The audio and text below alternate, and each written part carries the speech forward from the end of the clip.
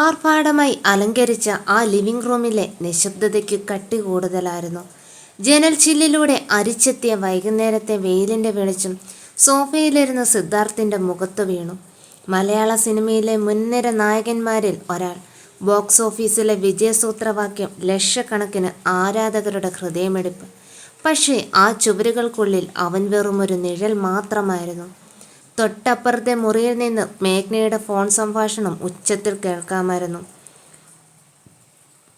ഒരു പ്രമുഖ ഡിസൈനർ ബ്രാൻഡിൻ്റെ പുതിയ ആഭരണങ്ങളെക്കുറിച്ചാണ് അവൾ സംസാരിക്കുന്നത്. സിദ്ധാർത്ഥ് ദീർഘമായി ഒന്ന് ശ്വാസം എടുത്തു കഴിഞ്ഞ് 3 വർഷത്തെ ദാമ്പത്യം അവനെ പഠിപ്പിച്ചത് ഒന്ന് മാത്രമാണ്. മേഘ്നയ്ക്ക് അവൻ സിദ്ധാർത്ഥ് എന്ന മനുഷ്യനായിരുന്നില്ല. പകരം അവളുടെ ആഡംബര ജീവിതം സ്പോൺസർ ചെയ്യാനുള്ള ഒരു ATM മെഷീൻ മാത്രമായിരുന്നു. അവളുടെ സ്നേഹപ്രകടനങ്ങളെല്ലാം ക്യാമറ കണ്ണുകൾക്ക് മുന്നിൽ മാത്രമായി ഒതുങ്ങി. ഇൻസ്റ്റഗ്രാമിൽ പെർഫെക്റ്റ് കപ്പിൾ എന്ന് ലക്ഷങ്ങൾ ലൈക്കടിച്ച ചിത്രങ്ങൾക്ക് പിന്നിൽ കാപട്യത്തിൻ്റെ കയ്പുനീർ മാത്രമാണ് താൻ കുടിച്ചിറക്കിയതെന്ന് സിദ്ധാർത്ഥിന് മാത്രമേ അറിയൂ. സിനിമകൾ വിജയിക്കുമ്പോൾ, വലിയ തുക പ്രതിഫലം കിട്ടുമ്പോൾ മാത്രമാണ് അവളുടെ മുഖത്തെ സന്തോഷം കണ്ടത്.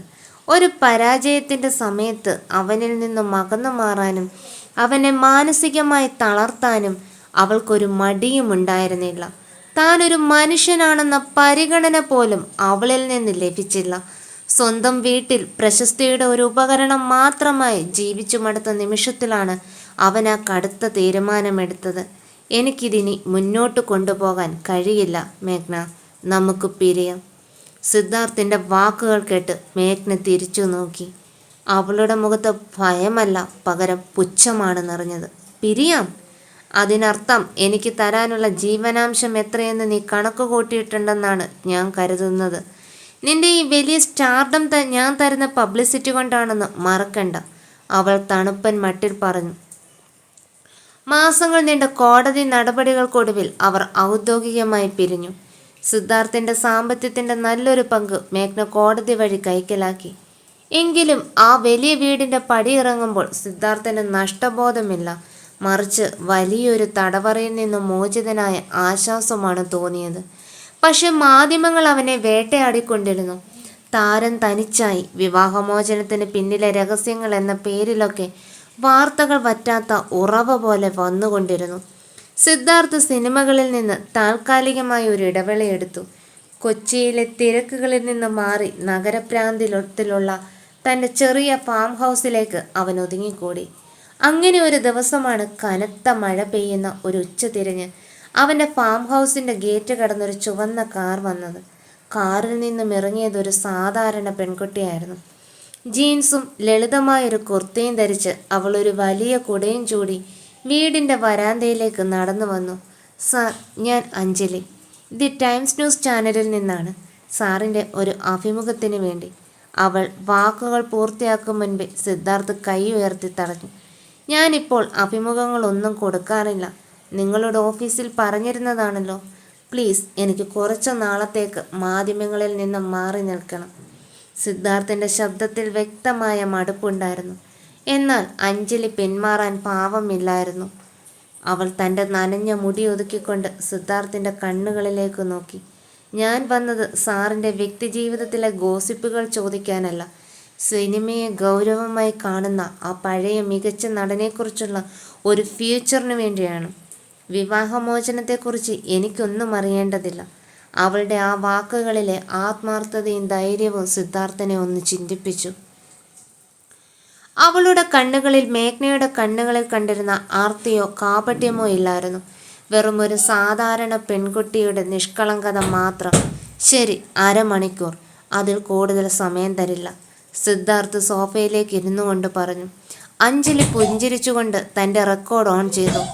അതൊരു പുതിയ തുടക്കത്തിൻ്റെ തുടക്കമായിരുന്നു എന്നവർ രണ്ടുപേരും അപ്പോൾ അറിഞ്ഞിരുന്നില്ല. ഫാം ഹൗസിൻ്റെ വരാന്തയിൽ മഴയുടെ താളം മുറുകിക്കൊണ്ടിരുന്നു. ഉള്ളിൽ മേശപ്പുറത്തിരുന്ന 2 കപ്പ് ചൂട് ചായയിൽ നിന്ന് ആവി ഉയരുന്നുണ്ടായിരുന്നു. അഞ്ജലി തൻ്റെ ചോദ്യങ്ങൾ ചോദിച്ചു തുടങ്ങി. സിദ്ധാർത്ഥ് ആദ്യം വിചാരിച്ചതുപോലെ പതിവ് പോലെ സിനിമയുടെ കളക്ഷനെക്കുറിച്ചും അടുത്ത പ്രൊജക്റ്റുകളെക്കുറിച്ചുമുള്ള ആവർത്തന ചോദ്യങ്ങളായിരിക്കുമെന്നാണ്. എന്നാൽ അഞ്ജലിയുടെ ചോദ്യങ്ങൾ തികച്ചും വ്യത്യസ്തമായിരുന്നു. സിദ്ധാർത്ഥ്, താങ്കൾ അഭിനയിച്ച വേനൽ മരങ്ങൾ എന്ന സിനിമയിലെ ആ പഴയ കഥാപാത്രം പരാജയപ്പെട്ടു പോയ ഒരു ചിത്രക്കാരൻ്റെ വേഷമായിരുന്നു അത്. യഥാർത്ഥ ജീവിതത്തിൽ വലിയ തകർച്ച നേരിടുമ്പോൾ ആ കഥാപാത്രത്തിൻ്റെ മാനസികാവസ്ഥയെ ഇപ്പോൾ എങ്ങനെ നോക്കിക്കാണുന്നു? സിദ്ധാർത്ഥ് ഒരു നിമിഷം സ്തബ്ധനായി. കഴിഞ്ഞ കുറച്ച് മാസങ്ങളായി മാധ്യമങ്ങൾ അവനോട് ചോദിച്ചത് മുഴുവൻ ഭാര്യ എത്ര കോടി വാങ്ങി, വേർപിരിയാൻ കാരണം മറ്റാരെങ്കിലുമാണോ എന്നൊക്കെയുള്ള മലിനമായ ചോദ്യങ്ങളാണ്. ആദ്യമായാണ് ഒരാൾ അവൻ്റെ ഉള്ളിലെ കലാകാരനെ തൊട്ടുണർത്തുന്നൊരു ചോദ്യം ചോദിക്കുന്നത്. അവൻ ചായക്കപ്പിലേക്ക് നോക്കിക്കൊണ്ട് പതുക്കെ പറഞ്ഞു തുടങ്ങി. ആ സിനിമ ചെയ്യുമ്പോൾ എനിക്ക് 24 വയസ്സേ ഉള്ളൂ. പരാജയം എന്താണെന്നന്ന് എനിക്കറിയില്ലായിരുന്നു. അതുകൊണ്ട് അതൊരു അഭിനയം മാത്രമായിരുന്നു. എന്നാൽ ഇന്ന് ജീവിതം എന്നെ ഒരുപാട് കാര്യങ്ങൾ പഠിപ്പിച്ചു. ചിലപ്പോഴൊക്കെ നമ്മൾ വിശ്വസിക്കുന്ന ലോകം വെറുമൊരു ചായം മാത്രമാണെന്ന് തിരിച്ചറിയുമ്പോൾ ഉണ്ടാകുന്ന ഒരു ശൂന്യതയുണ്ട്. ആ ശൂന്യതയാണ് യഥാർത്ഥ പരാജയം. അഞ്ജലി കുറിപ്പുകൾ എടുക്കുന്നത് നിർത്തി അവനെ തന്നെ നോക്കി. ആ വാക്കുകളിലെ ആത്മാർത്ഥത അവൾക്ക് മനസ്സിലാവുന്നുണ്ടായിരുന്നു. ഒരു സൂപ്പർ സ്റ്റാറിൻ്റെ അഹങ്കാരങ്ങളൊന്നുമില്ലാത്ത, ഉള്ളിൽ മുറിവേറ്റ ഒരു സാധാരണ മനുഷ്യനെയാണ് അവൾ അവിടെ കണ്ടത്. അഭിമുഖം നിശ്ചയിച്ച 30 മിനിറ്റ് കടന്ന് 2 മണിക്കൂറോളം നീണ്ടു. സിനിമയെക്കുറിച്ചും പുസ്തകങ്ങളെക്കുറിച്ചും ജീവിതത്തെക്കുറിച്ചും അവർ സംസാരിച്ചു. അഞ്ജലി ഒരു സാധാരണ മധ്യവർഗ കുടുംബത്തിൽ നിന്നും സ്വന്തം അധ്വാനം കൊണ്ട് ചാനലിൽ ഇടം പിടിച്ച പെൺകുട്ടിയാണ്. അവളുടെ ലളിതമായ ചിന്തകളും ലോകവീക്ഷണവും സിദ്ധാർത്ഥിന് പുതിയൊരു അനുഭവമായിരുന്നു. ക്യാമറകൾക്കും പണത്തിൻ്റെ കൊഴുപ്പിനും നടുവിൽ മാത്രം ജീവിച്ചിരുന്ന അവന് അഞ്ജലിയുടെ സാമീപ്യം കനത്ത വേനലിലെ ഒരു തുള്ളി പെയ്ത്തുപോലെ തോന്നി. സമയം പോയതറിഞ്ഞില്ല. സാറിന് ബുദ്ധിമുട്ടായോ എന്നറിയില്ല. അഭിമുഖം അവസാനിപ്പിച്ച് റെക്കോർഡ് ബാഗിലേക്ക് വെക്കുമ്പോൾ അഞ്ജലി ചോദിച്ചു. ഇല്ല അഞ്ജലി, സത്യം പറഞ്ഞാൽ ഇത്രയും സമാധാനമായി ഞാൻ സംസാരിച്ചിട്ട് വർഷങ്ങളായി.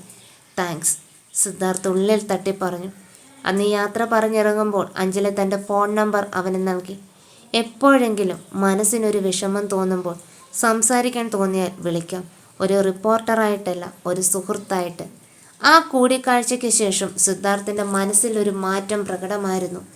അഞ്ജലി തയ്യാറാക്കിയ ആ അഭിമുഖം ചാനലിൽ സംപ്രേഷണം ചെയ്തപ്പോൾ വലിയ ജനശ്രദ്ധ നേടി.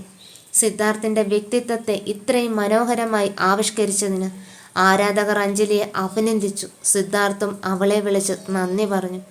തുടർന്ന് അവർക്കിടയിൽ ഫോൺ കോളുകൾ പതിവായി. ഷൂട്ടിംഗ് തിരക്കുകളിൽ നിന്ന്, ചാനൽ ഡ്യൂട്ടികളിൽ നിന്നും കിട്ടുന്ന ഒഴിവ് സമയങ്ങളിൽ അവർ സംസാരിച്ചു. സിദ്ധാർത്ഥ് തൻ്റെ മുൻകാല ജീവിതത്തിലെ കൈപ്പേറിയ അനുഭവങ്ങൾ അവളോട് പങ്കുവച്ചു. മേഘ്ന എങ്ങനെയാണ് തന്നെ ഒരു പാവയെപ്പോലെ ചലിപ്പിച്ചതെന്നും പണത്തിന് വേണ്ടി മാത്രം തന്നെ ഉപയോഗിച്ചതെന്നും അവൻ പറയുമ്പോൾ അഞ്ജലി അത് സസൂക്ഷ്മം കേട്ടിരുന്നു. അവൾ അവനെ ആശ്വസിപ്പിച്ചില്ല. പകരം ആ അവസ്ഥയെ അതിജീവിക്കാനുള്ള കരുത്ത് വാക്കുകളിലൂടെ നൽകി. ഒരു പ്രമുഖ നടനും സാധാരണക്കാരിയായ ഒരു ന്യൂസ് റിപ്പോർട്ടറും തമ്മിലുള്ള ആ സൗഹൃദം പതുക്കെ പതുക്കെ പരസ്പരം കാണാതെ ഇരിക്കാൻ വയ്യെന്ന അവസ്ഥയിലേക്ക് വളരുകയായിരുന്നു. ആഡംബരം ഹോട്ടലുകളിലല്ല, പകരം നഗരത്തിലെ തിരക്കില്ലാത്ത ചെറിയ തട്ടുകടകളിലും കടൽത്തീരത്തുമാണ് അവർ കണ്ടുമുട്ടിയത്. സിദ്ധാർത്ഥിൻ്റെ മുഖത്തെ ആ പഴയ ചിരി തിരിച്ചു വരുന്നത് അവൻ്റെ അമ്മയും സുഹൃത്തുക്കളും ശ്രദ്ധിച്ചു തുടങ്ങി. മാസങ്ങൾ കടന്നുപോയി. ഒരു വൈകുന്നേരം കടൽത്തീരത്ത് സൂര്യാസ്തമയം നോക്കിയിരിക്കുമ്പോൾ സിദ്ധാർത്ഥ് അഞ്ജലിയുടെ കൈകളിൽ പതുക്കെ പിടിച്ചു. അഞ്ജലി, എനിക്കെൻ്റെ ജീവിതത്തിലേക്ക് ഇനി ഒരു ചായവും പൂശിയ ഒരു മുഖത്തെ ആവശ്യമില്ല. നിന്റെ ഈ ലാളിത്യമാണ് എന്നെ ജീവിക്കാൻ പ്രേരിപ്പിക്കുന്നത്. എനിക്ക് നിന്നെ എൻ്റെ ജീവിതത്തിലേക്ക് കൂടെ കൂട്ടണമെന്ന് ആഗ്രഹമുണ്ട്. നീ എൻ്റെ കൂടെ വരുമോ? അപ്രതീക്ഷിതമായ ആ ചോദ്യത്തിനു മുന്നിൽ അഞ്ജലി ഒരു നിമിഷം പകച്ചുപോയി. അവളുടെ കണ്ണുകൾ നിറഞ്ഞു. ഒരു വലിയ നടൻ്റെ ഭാര്യയാകുക എന്നതിലുപരി താൻ സ്നേഹിക്കുന്ന മനുഷ്യൻ്റെ കൂടെയുള്ള ജീവിതമാണ് അവൾ സ്വപ്നം കണ്ടത്. എനിക്കൊന്നു മാത്രം മതി സിദ്ധാർത്ഥ്, ഈ കൈകൾ എപ്പോഴും എൻ്റെ കൂടെ ഉണ്ടാകണം, അവൾ വിതുമ്പലോടെ പറഞ്ഞു. അവർ വിവാഹിതരാകാൻ തീരുമാനിച്ചു. അടുത്ത സുഹൃത്തുക്കളെയും ബന്ധുക്കളെയും മാത്രം അറിയിച്ച് ലളിതമായി വിവാഹം നടത്താനായിരുന്നു പ്ലാൻ. എന്നാൽ കൊടുങ്കാറ്റടങ്ങുന്നതിന് മുൻപുള്ള ശാന്തത മാത്രമായിരുന്നു അതെന്ന് അവർ അറിഞ്ഞില്ല. അങ്ങകലെ മുംബൈയിലെ ഒരു ആഡംബര ഫ്ലാറ്റിലിരുന്ന് സിദ്ധാർത്ഥിൻ്റെ പുതിയ പ്രണയവാർത്തകൾ പത്രങ്ങളിൽ വായിച്ച മേഘ്നയുടെ മനസ്സിൽ അപ്പോഴേക്കും പ്രതികാരത്തിൻ്റെ കനലുകൾ എരിഞ്ഞു തുടങ്ങിയിരുന്നു. സിദ്ധാർത്ഥിന്റെയും അഞ്ജലിയുടെയും വിവാഹ നിശ്ചയം വളരെ ലളിതമായി അവന്റെ തറവാട്ട് വീട്ടിൽ വെച്ച് നടന്നു. അടുത്ത ബന്ധുക്കളും ചുരുക്കം ചില സുഹൃത്തുക്കളും മാത്രമാണ് ചടങ്ങിൽ പങ്കെടുത്തത്. പണത്തിന്റെയും പ്രശസ്തിയുടെയും വലിയ ലോകത്തു നിന്ന് മാറി തികച്ച് സമാധാനപരമായ അന്തരീക്ഷത്തിലായിരുന്നു അത്. അഞ്ജലിയുടെ അച്ഛനമ്മമാർക്ക് ആദ്യം ഒരു സിനിമാ താരവുമായുള്ള വിവാഹത്തിൽ ചെറിയ ആശങ്കയുണ്ടായിരുന്നെങ്കിലും സിദ്ധാർത്ഥിന്റെ എളിമയും പെരുമാറ്റവും കണ്ടപ്പോൾ അവരുടെ പേടി മാറി. തൻ്റെ ജീവിതത്തിൽ ആദ്യമായാണ് ഇത്രയും വലിയൊരു സന്തോഷം അനുഭവിക്കുന്നതെന്ന് സിദ്ധാർത്ഥിന് തോന്നി. വിവാഹത്തിനുള്ള ഒരുക്കങ്ങൾ അണിയറയെ തകൃതിയായി നടക്കുമ്പോഴാണ് സോഷ്യൽ മീഡിയയിൽ ഒരു വലിയ വാർത്ത പ്രത്യക്ഷപ്പെടുന്നത്. അതൊരു പ്രമുഖ ചാനലിന് മേഘ്ന നൽകിയ എക്സ്ക്ലൂസീവ് അഭിമുഖത്തിൻ്റെ പ്രൊമോ വീഡിയോ ആയിരുന്നു. ഞാൻ വായ തുറന്നാൽ തകരുന്നതാണ് ഇന്ന് കേരളം കാണുന്ന സൂപ്പർ സ്റ്റാറിൻ്റെ ഇമേജ്. ചതിക്കപ്പെട്ടത് ഞാനാണ്. കറുത്ത കൂളിംഗ് ഗ്ലാസ് മാറ്റി ക്യാമറയിലേക്ക് നോക്കി വിദ്വേഷത്തോടെ മേഘ്ന പറയുന്ന ആ വരികൾ നിമിഷങ്ങൾക്കകം വൈറലായി. പിറ്റേന്ന് വൈകുന്നേരം ആ അഭിമുഖം പൂർണ്ണരൂപത്തിൽ പുറത്തു വന്നു. കൃത്രിമമായി ഉണ്ടാക്കിയ കണ്ണീരോടെ വളരെ നാടകീയമായാണ് മേഘ്ന സംസാരിച്ചത്. അവൾ ആരോപിച്ച കാര്യങ്ങൾ കേട്ട് സിദ്ധാർത്ഥം കുടുംബവും ഞെട്ടിപ്പോയി. ഞങ്ങൾ തമ്മിൽ ഡിവോഴ്സ് ആയത് പണത്തിൻ്റെ പ്രശ്നം കൊണ്ടല്ല. സിദ്ധാർത്ഥിന് പരസ്ത്രീ ബന്ധങ്ങളുണ്ടായിരുന്നു. അതിലേറ്റവും ഒടുവിലത്തെ ആളാണ് ഈ പറയുന്ന അഞ്ജലി എന്ന റിപ്പോർട്ടർ. എൻ്റെ ഭർത്താവിനെ വശത്താക്കാൻ അവൾ അവളുടെ മാധ്യമ സ്വാധീനം ഉപയോഗിച്ചു. വിവാഹമോചന കേസ് കോടതിയിൽ നടക്കുമ്പോൾ പോലും ഇവർ രണ്ടാളും രഹസ്യമായി കാണാറുണ്ടായിരുന്നു. എന്നെ മാനസികമായി പീഡിപ്പിച്ച് ഭീഷണിപ്പെടുത്തിയാണ് സിദ്ധാർത്ഥ് ഡിവോഴ്സ് പേപ്പറിൽ ഒപ്പിടുവിപ്പിച്ചത്. ഇപ്പോൾ ഇതാ എന്നെ വഴിയാധാരമാക്കി അവർ രണ്ടുപേരും സുഖമായി ജീവിക്കാൻ പോകുന്നു. എനിക്ക് നീതി വേണം. പച്ചക്കള്ളങ്ങൾ കോർത്തിണക്കിയ മേഘ്നയുടെ അഭിമുഖം മാധ്യമങ്ങൾ ഏറ്റെടുത്തു. ചാനലുകളിൽ ചർച്ചകളുടെ പെരുമഴയായിരുന്നു. താരപ്പകട്ടിന് പിന്നിലെ ക്രൂരത, റിപ്പോർട്ടറുടെ ചതി എന്നൊക്കെ എഴുതിയ തംബ്നെയിലുകളുമായി ഓൺലൈൻ മാധ്യമങ്ങൾ അഞ്ജലിയുടെ ഓഫീസിനു മുന്നിലും വീട്ടുപടിക്കലും തടിച്ചുകൂടി. അഞ്ജലി ജോലി ചെയ്യുന്ന മാനേജ്മെന്റ് അവളെ താൽക്കാലികമായി ജോലിയിൽ നിന്ന് മാറ്റി നിർത്താൻ തീരുമാനിച്ചു. ചാനലിന്റെ റേറ്റിംഗിനെ ബാധിക്കുമെന്ന കാരണത്താലാണ് അവർ അങ്ങനെ ചെയ്തത്. സ്വന്തം വീട്ടുകാരുടെ മുന്നിലും നാട്ടുകാരുടെ മുന്നിലും അവൾ ഒരു പ്രതിയെ പോലെ നിൽക്കേണ്ടി വന്നു. അവൾ ഒരിക്കലും പ്രതീക്ഷിക്കാത്ത തരത്തിലുള്ള സൈബർ ആക്രമണമാണ് സോഷ്യൽ മീഡിയയിൽ നടന്നത്. സിദ്ധാർത്ഥന്റെ ഫോൺ നിർത്താതെ ബെല്ലടിച്ചുകൊണ്ടിരുന്നു. സിനിമാ നിർമ്മാതാക്കൾ പലരും പുതിയ പ്രൊജക്ടുകളിൽ നിന്ന് അവനെ മാറ്റുന്നതിനെക്കുറിച്ച് ആലോചിച്ചു തുടങ്ങി. ഒരു ജനപ്രിയ നടന്റെ മേൽ ഇത്രയും വലിയൊരു അപവാദം വീഴുമ്പോൾ സിനിമയുടെ കളക്ഷനെ അത് ബാധിക്കുമെന്ന് അവർ ഭയന്നു. ആ രാത്രി സിദ്ധാർത്ഥ് അഞ്ജലിയെ കാണാൻ അവളുടെ വീട്ടിലേക്ക് ചെന്നു. വീടിൻ്റെ ഉമ്മറത്തിരുന്ന് കരയുന്ന അഞ്ജലിയാണ് അവൻ കണ്ടത്. അവളെ ചേർത്ത് പിടിക്കുമ്പോൾ അവൻ്റെ കൈകൾ വിറയ്ക്കുന്നുണ്ടായിരുന്നു. അഞ്ജലി, എന്നോട് ക്ഷമിക്കണം. എൻ്റെ ഭൂതകാലം നിന്റെ ജീവിതം കൂടി തകർക്കുമെന്ന് ഞാൻ കരുതിയില്ല. മേഘ്നയ്ക്ക് പണം മാത്രമല്ല വേണ്ടത്. ഞാൻ സന്തോഷമായി ജീവിക്കുന്നത് അവൾക്ക് സഹിക്കില്ല. എന്നെ നശിപ്പിക്കുക എന്നത് മാത്രമാണ് അവളുടെ ലക്ഷ്യം. സിദ്ധാർത്ഥിൻ്റെ ശബ്ദത്തിൽ വലിയ കുറ്റബോധം നിറഞ്ഞിരുന്നു. അഞ്ജലി കണ്ണുനീർ തുടച്ചുകൊണ്ട് സിദ്ധാർത്ഥിൻ്റെ കൈകളിൽ മുറുകെ പിടിച്ചു. സിദ്ധാർത്ഥ്, ഞാൻ കരയുന്നത് പേടിച്ചിട്ടല്ല. നമ്മൾ തെറ്റ് ചെയ്തിട്ടില്ലല്ലോ. പക്ഷെ ആ സ്ത്രീ ലോകത്തിൻ്റെ മുന്നിൽ നമ്മളെ മോശക്കാരാക്കി ചിത്രീകരിക്കുന്നത് കാണുമ്പോൾ സഹിക്കാൻ പറ്റുന്നില്ല. എൻ്റെ അച്ഛനും അമ്മയും തലകുനിക്കേണ്ടി വരുന്നു. ഇതിന് പിന്നിൽ വലിയൊരു കളിയുണ്ട് അഞ്ജലി, സിദ്ധാർത്ഥ് ആലോചനയോടെ പറഞ്ഞു. മേഘ്നയ്ക്കിപ്പോൾ മുംബൈയിൽ വലിയ സാമ്പത്തിക ബാധ്യതകളുണ്ടെന്നാണ് ഞാൻ അറിഞ്ഞത്. അവൾ എന്നിൽ നിന്നും വീണ്ടും പണം തട്ടിയെടുക്കാൻ നോക്കുകയാണ്. എൻ്റെ ഇമേജ് തകർക്കുമെന്ന് ഭീഷണിപ്പെടുത്തിയാൽ ഞാൻ കോടികൾ കൊടുത്ത് ഒത്തുതീർപ്പിന് വരുമെന്ന് അവൾ കരുതുന്നു. പക്ഷേ ഇത്തവണ ഞാൻ തോറ്റുകൊടുക്കാൻ ഉദ്ദേശിച്ചിട്ടില്ല. അഞ്ജലിയുടെ കണ്ണുകളിൽ ഒരു റിപ്പോർട്ടറുടെ വീര്യം തിരികെ വന്നു. നമ്മൾ പ്രതികരിക്കണം സിദ്ധാർത്ഥ്, ഒളിച്ചോടുകയല്ല വേണ്ടത്. മാധ്യമങ്ങളുണ്ടാക്കിയ പുകമറ മാധ്യമങ്ങളിലൂടെ തന്നെ നമ്മൾ തകർക്കണം. എന്നാൽ മേഘ്നയുടെ അടുത്ത നീക്കം അതിലും ഭയങ്കരമായിരുന്നു. സിദ്ധാർത്ഥിനും അഞ്ജലിക്കുമെതിരെ ഗാർഹിക പീഡനത്തിനും ചതിക്കും അവൾ പോലീസിൽ പരാതി നൽകി. സിദ്ധാർത്ഥിനെ അറസ്റ്റ് ചെയ്യാനുള്ള സാധ്യതകൾ വരെ മുന്നിൽ തെളിഞ്ഞു വന്നു. നിയമത്തിൻ്റെ വഴിയിലൂടെയും മാധ്യമങ്ങളുടെ വഴിയിലൂടെയും തങ്ങളെ പൂർണ്ണമായും ഇല്ലാതാക്കാൻ ഉറച്ചു നിൽക്കുന്ന മേഘ്നയെ എങ്ങനെ നേരിടുമെന്നറിയാതെ അവർ രണ്ടുപേരും ആ രാത്രി ആലോചിച്ചുകൊണ്ടിരുന്നു. പോലീസ് കേസും മാധ്യമങ്ങളുടെ വേട്ടയാടലും ശക്തമായതോടെ സിദ്ധാർത്ഥിൻ്റെയും അഞ്ജലിയുടെ ജീവിതം കൂടുതൽ സങ്കീർണമായി. ഫാൻസ് അസോസിയേഷനുകൾ പോലും സിദ്ധാർത്ഥിനെ അനുകൂലിക്കണോ അതോ മേഘ്നയുടെ സ്ത്രീപക്ഷ വാദങ്ങളെ പിന്തുണയ്ക്കണോ എന്നറിയാതെ കുഴങ്ങി. എന്നാൽ ഈ പ്രതിസന്ധി ഘട്ടത്തിലാണ് അഞ്ജലിയിലെ പ്രൊഫഷണൽ റിപ്പോർട്ടർ ഉണർന്നത്. കരഞ്ഞു തീർക്കാനുള്ളതല്ല ജീവിതമെന്നും സത്യം തെളിയിക്കാൻ പോരാടുകയാണ് വേണ്ടതെന്നും അവൾ ഉറപ്പിച്ചു. സിദ്ധാർത്ഥ്, മേഘ്നയുടെ ആരോപണങ്ങളെല്ലാം വൈകാരികമാണ്, അതിലൊന്നും ഒരു തെളിവുമില്ല. പക്ഷെ ജനങ്ങൾ വിശ്വസിക്കുന്നത് അവൾ കാണിക്കുന്ന കണ്ണുനീരാണ്. നമ്മൾ ജയിക്കണമെങ്കിൽ നമുക്ക് കൃത്യമായ തെളിവുകൾ വേണം.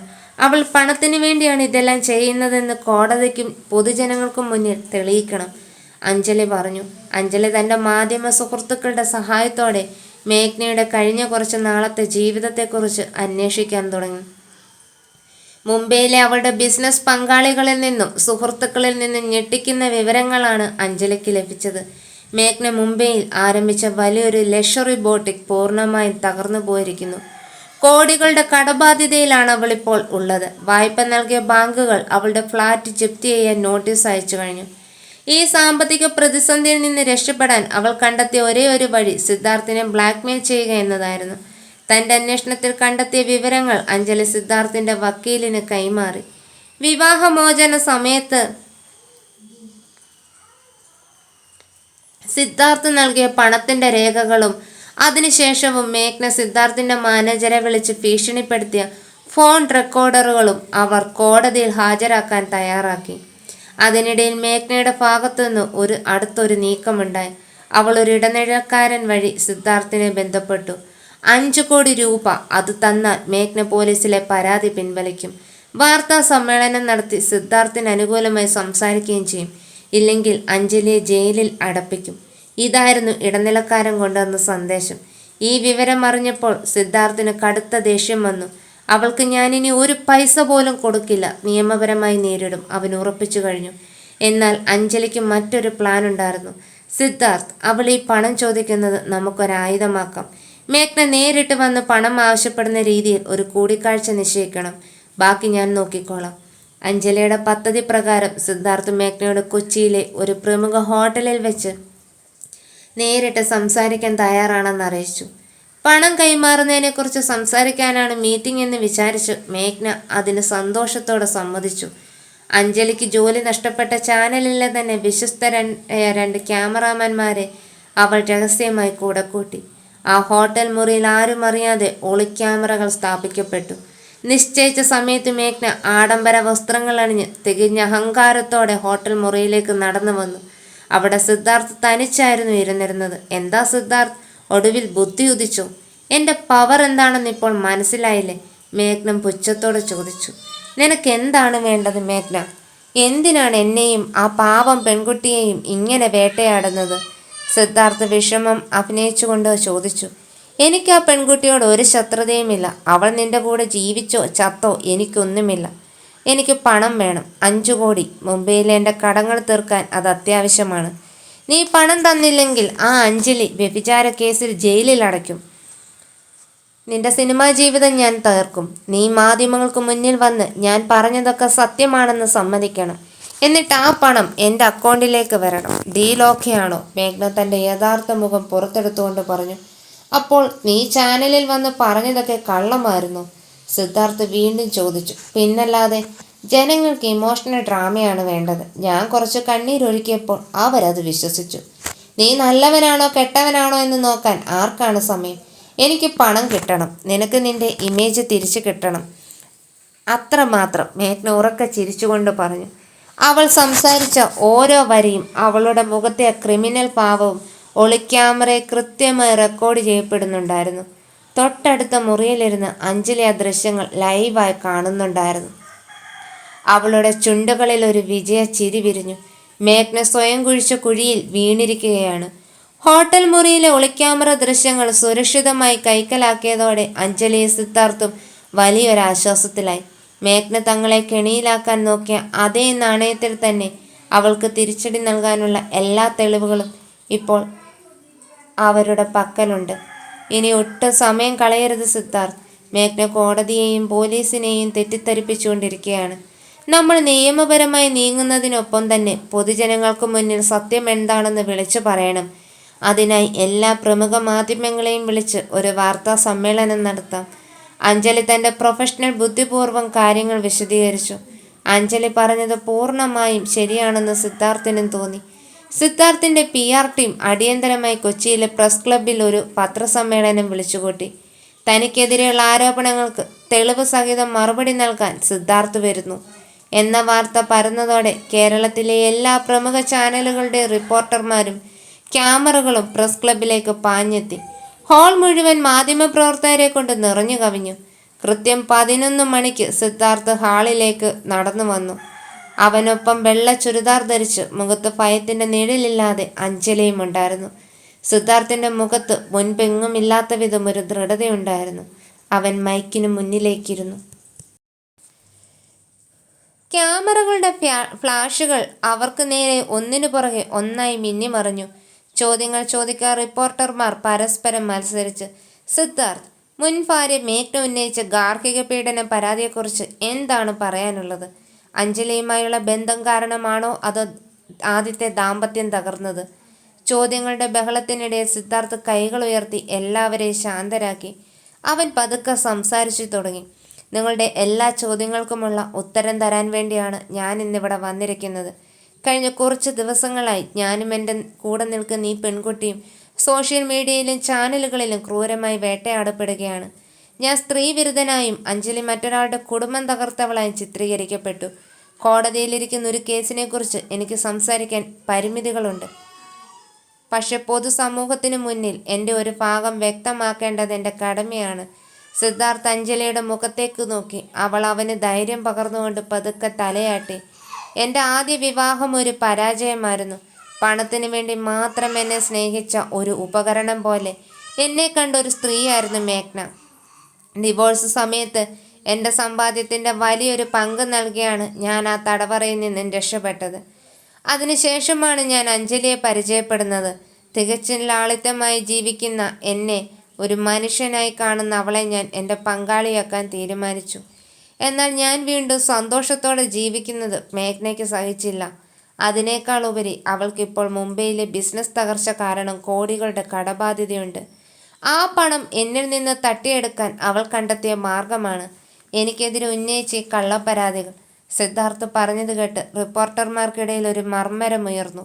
ഒരു പ്രമുഖ റിപ്പോർട്ടർ എഴുന്നേറ്റ് ചോദിച്ചു, സിദ്ധാർത്ഥ്, മേഘ്ന കള്ളം പറയുകയാണെന്ന് ഞങ്ങൾ എങ്ങനെ വിശ്വസിക്കും? അവൾ ചാനലിൽ വന്ന് കരഞ്ഞുകൊണ്ടല്ലേ സംസാരിച്ചത്?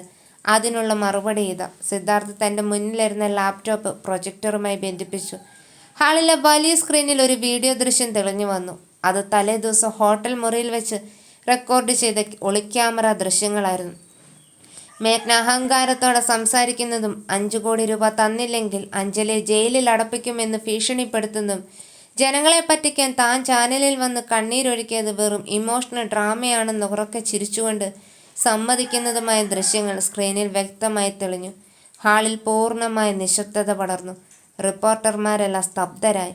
ആ ദൃശ്യങ്ങളിലേക്ക് നോക്കി നിന്നും മേഘ്നയുടെ യഥാർത്ഥ ക്രിമിനൽ മുഖം ലോകത്തിനു മുന്നിൽ അനാവരണം ചെയ്യപ്പെടുകയായിരുന്നു. ഇതാണ് സത്യം. സിദ്ധാർത്ഥിന്റെ ശബ്ദമിടറി. പണത്തിന് വേണ്ടി ഏതറ്റം വരെയും പോകുന്ന ഒരു സ്ത്രീയുടെ കെണിയായിരുന്നു ഇതെല്ലാം. ചാനലിൽ ഇരുന്ന് കരഞ്ഞാൽ ആർക്കും ആരെയും തകർക്കാമെന്ന അവസ്ഥ വരരുത്.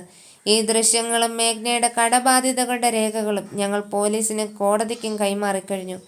നിയമം അതിൻ്റെ വഴിക്ക് പോകട്ടെ. പക്ഷേ മാധ്യമങ്ങൾ നൽകിയ ഈ കറുത്ത കറ മാറ്റാൻ എനിക്ക് ഈ വഴി മാത്രമേ ഉണ്ടായിരുന്നുള്ളൂ. വാർത്താ സമ്മേളനം അവസാനിച്ചപ്പോഴേക്കും ചാനലുകളിൽ ബ്രേക്കിംഗ് ന്യൂസുകളുടെ പ്രളയമായിരുന്നു. മേഘ്നയുടെ കള്ളം പൊളിഞ്ഞു. സിദ്ധാർത്ഥിനെ ബ്ലാക്ക്മെയിൽ ചെയ്ത ഒളിക്യാമറ ദൃശ്യങ്ങൾ പുറത്തെന്ന പേരിലേക്ക് വാർത്തകൾ മാറിമറിഞ്ഞു. മിനിറ്റുകൾക്കകം ജനങ്ങളുടെ പ്രതികരണം സിദ്ധാർത്ഥിനും അഞ്ജലിക്കും അനുകൂലമായി മാറി. അവരെ അധിക്ഷേപിച്ചവർ തന്നെ മേഘ്നയ്ക്കെതിരെ തിരിഞ്ഞു. പ്രസ് ക്ലബിൻ്റെ പടവുകൾ ഇറങ്ങുമ്പോൾ സിദ്ധാർത്ഥ് അഞ്ജലിയുടെ കൈകളിൽ മുറുകെ പിടിച്ചു. അവരുടെ കണ്ണുകളിൽ കൃതജ്ഞതയും പോരാടി ജയിച്ചതിൻ്റെ തിളക്കവും ഉണ്ടായിരുന്നു. കൊടുങ്കാറ്റുകൾ ഒടുങ്ങി. ആകാശം ശുദ്ധമാകുന്നതായി അവർക്ക് തോന്നി. വാർത്താ സമ്മേളനത്തിൽ പുറത്തുവിട്ട ഒളിക്യാമറ ദൃശ്യങ്ങൾ കേരളക്കരയിലുണ്ടാക്കിയ ചലനം ചെറുതായിരുന്നില്ല. ചാനലുകളിൽ മേഘ്നയെ അനുകൂലിച്ച് സംസാരിച്ചവർ പെട്ടെന്ന് തന്നെ നിലപാട് മാറ്റി. ജനങ്ങൾക്കിടയിൽ അവളോടുള്ള വിയോജിപ്പ് ശക്തമായി. ബ്ലാക്ക് മെയിലിംഗ്, വ്യാജ പരാതി നൽകി കോടതിയെയും പോലീസിനെയും തെറ്റിദ്ധരിപ്പിക്കൽ, ഭീഷണിപ്പെടുത്തൽ തുടങ്ങിയ കുറ്റങ്ങൾ ചുമത്തി പോലീസ് മേഘ്നയ്ക്കെതിരെ സ്വമേധയാ കേസെടുത്തു. അറസ്റ്റ് ഭയന്ന് മേഘ്ന മുൻകൂർ ജാമ്യത്തിനായി കോടതിയെ സമീപിച്ചെങ്കിലും കൃത്യമായ വീഡിയോ തെളിവുകളും അവൾ നടത്തിയ സാമ്പത്തിക ഇടപാടുകളുടെ രേഖകളും നിലവിലുള്ളതിനാൽ കോടതി ജാമ്യാപേക്ഷ തള്ളി. ഒടുവിൽ ആഡംബരത്തിന്റെ കൊടുമുടിയിൽ ജീവിച്ചിരുന്ന മേഘ്നയ്ക്ക് പോലീസിനു മുന്നിൽ കീഴടങ്ങേണ്ടി വന്നു. സ്റ്റേഷന്റെ പടവുകൾ കയറുമ്പോൾ മാധ്യമങ്ങളുടെ ക്യാമറ കണ്ണുകളിൽ നിന്ന് മുഖം മറയ്ക്കാൻ അവൾ പാടുപെടുന്നുണ്ടായിരുന്നു. പണത്തോടുള്ള അമിതമായ ആർത്തി അവളെ കൊണ്ടെത്തിച്ചത് ഇരുട്ടറയിലേക്കായിരുന്നു.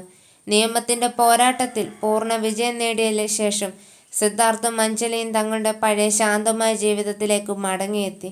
സിദ്ധാർത്ഥിനെതിരെ തിരിഞ്ഞ സിനിമാ ലോകം തങ്ങളുടെ തെറ്റ് തിരുത്തി അവനെ തേടിയെത്തി. വലിയ പ്രൊജക്റ്റുകളും പ്രമുഖ സംവിധായകരും അവന്റെ ഡേറ്റിനായി കാത്തുനിന്നു. എന്നാൽ പണ്ടത്തെ പോലെ പ്രശസ്തിക്ക് പുറകെ ഓടാൻ സിദ്ധാർത്ഥ് തയ്യാറായിരുന്നില്ല. നല്ല കഥാപാത്രങ്ങൾ മാത്രം തിരഞ്ഞെടുക്കാനും ബാക്കി സമയം കുടുംബത്തോടൊപ്പം ചെലവഴിക്കാനും അവൻ തീരുമാനിച്ചു. അഞ്ജലിയെ ചാനൽ മാനേജ്മെന്റ് ബഹുമാനത്തോടെ തിരികെ ജോലിയിലേക്ക് ക്ഷണിച്ചു. ചാനലിന്റെ റേറ്റിംഗിനേക്കാൾ സത്യസന്ധതയ്ക്ക് വില കൽപ്പിച്ച അവളോട് അവർ ക്ഷമ ചോദിച്ചു. എന്നാൽ ആ ക്ഷണം അഞ്ജലി നിരസിച്ചു. അവൾക്ക് സ്വതന്ത്രമായി പത്രപ്രവർത്തനം നടത്താനായിരുന്നു ആഗ്രഹം. ഒടുവിൽ അവൾ സ്വന്തമായി ഒരു ഓൺലൈൻ മാധ്യമ പോർട്ടൽ ആരംഭിക്കാൻ തീരുമാനിച്ചു. അതിന് പൂർണ്ണ പിന്തുണയുമായി സിദ്ധാർത്ഥും കൂടെയുണ്ടായിരുന്നു. അതിനെല്ലാം ശേഷമാണ് നീട്ടിവെച്ച അവരുടെ വിവാഹ ദിവസം എത്തിയത്. ഗുരുവായൂർ അമ്പല നടയിൽ വെച്ച് വളരെ ലളിതമായാണ് അവർ വിവാഹിതരായത്. സിദ്ധാർത്ഥിന്റെ അമ്മയുടെയും അഞ്ജലിയുടെ മാതാപിതാക്കളുടെയും സാന്നിധ്യത്തിൽ അടുത്ത സുഹൃത്തുക്കൾ മാത്രം പങ്കെടുത്തൊരു ചടങ്ങ്. കസവ് പൊതിച്ച കേരളീയ വസ്ത്രധാരണയിൽ അഞ്ജലി അതീവ സുന്ദരിയായിരുന്നു. താലിച്ചരട് അഞ്ജലിയുടെ കഴുത്തിൽ കെട്ടുമ്പോൾ സിദ്ധാർത്ഥിന്റെ കൈകൾ വിറച്ചില്ല. പകരം അതിൽ ദൃഢതയുണ്ടായിരുന്നു. ആദ്യ വിവാഹത്തിലെ പോലെ ക്യാമറകളുടെ ഫ്ലാഷ് ലൈറ്റുകളോ വലിയ മാധ്യമ കോലാഹലങ്ങളോ അവിടെ ഉണ്ടായിരുന്നില്ല. പകരം തുളസിമാലയുടെ സുഗന്ധവും നാദസ്വരത്തിന്റെ പവിത്രമായ ഈണവും മാത്രം. ആ അമ്പല നടയിൽ വെച്ച് അഞ്ജലിയുടെ നെറ്റിയിൽ സിന്ദൂരം ചാർത്തുമ്പോൾ സിദ്ധാർത്ഥ് മനസ്സിലുറപ്പിച്ചു, ഇതാണ് തൻ്റെ യഥാർത്ഥ ജീവിതം. വിവാഹശേഷം അവർ നേരെ പോയത് കൊച്ചിയിലെ ആ പഴയ ഫാം ഹൗസിലേക്കാണ്. അവർ ആദ്യമായി കണ്ടുപൂട്ടിയ മഴ പെയ്ത ആ വരാന്തയിൽ അവർ വീണ്ടും ഒരുമിച്ചിരുന്നു. എന്താണ് സിദ്ധാർത്ഥ് ആലോചിക്കുന്നത്? സിദ്ധാർത്ഥിന്റെ തോളിലേക്ക് തല ചായച്ചുകൊണ്ട് അഞ്ജലി പതുക്കെ ചോദിച്ചു. അവൻ അവളുടെ കൈവിരലുകളിൽ കോർത്തു പിടിച്ചുകൊണ്ട് പുഞ്ചിരിച്ചു. ഞാൻ ആലോചിക്കുകയായിരുന്നു അഞ്ജലി. ഒരു സിനിമാ നടൻ എന്ന നിലയിൽ ഞാൻ അഭിനയിച്ച സിനിമകളിലെല്ലാം നായകൻ അവസാനം വില്ലനെ അടിച്ചു തോൽപ്പിക്കാറുണ്ട്. പക്ഷെ ജീവിതത്തിലെ വില്ലന്മാരെ തോൽപ്പിക്കാൻ ചായം പൂശിയ മുഖമല്ല, മറിച്ച് കൂടെ നിൽക്കാൻ നിന്നെപ്പോലെ സത്യസന്ധമായ ഒരു മനസ്സ് വേണമെന്ന് ജീവിതം എന്നെ പഠിപ്പിച്ചു. അഞ്ജലി അവൻ്റെ മുഖത്തേക്ക് നോക്കി ആർദ്രമായി പുഞ്ചിരിച്ചു. അവളുടെ കണ്ണുകളിൽ അവനോടുള്ള സ്നേഹവും സുരക്ഷിതത്വവും നിറഞ്ഞു നിന്നിരുന്നു. അസ്തമയ സൂര്യൻ്റെ ചുവപ്പ് പടർന്ന ആ ആകാശത്തിന് താഴെ ഫാം ഹൗസിന് ചുറ്റുമുള്ള മരങ്ങൾക്കിടയിലൂടെ ഒരു തണുത്ത കാറ്റ് കടന്നുപോയി. ചായം തേച്ച വലിയ ലോകത്തിൻ്റെ കാപ്പട്യങ്ങളിൽ നിന്നും പണത്തിൻ്റെ ആർത്തികളിൽ നിന്നും അകന്ന് അവർ രണ്ടുപേരും പുതിയൊരു ജീവിതത്തിലേക്ക് പദവിന്യാസം നടത്തി. അവിടെ പരാജയത്തിൻ്റെ കയ്പില്ലായിരുന്നു. പകരം പരസ്പര വിശ്വാസത്തിൻ്റെ സുഗന്ധമുള്ള യഥാർത്ഥ പ്രണയം മാത്രം ബാക്കിയായി.